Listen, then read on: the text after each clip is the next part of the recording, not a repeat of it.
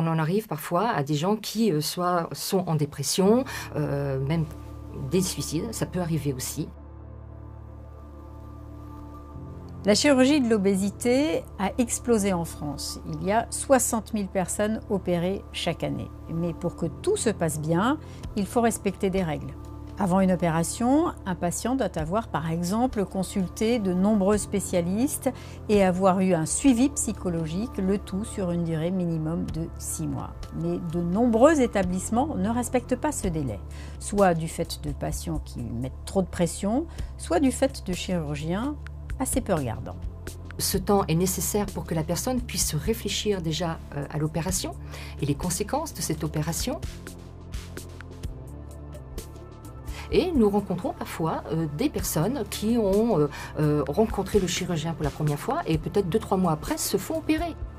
Après l'opération, il est également recommandé que le patient soit suivi à vie. Or, 5 ans après une opération, un patient sur 2 n'est plus accompagné. Résultat, il peut y avoir des carences en vitamines qui peuvent entraîner des maladies neurologiques très graves, en particulier pour les femmes enceintes. Il peut y avoir aussi des apparitions de problèmes psychologiques comme des addictions, addiction à l'alcool par exemple, mais pas seulement.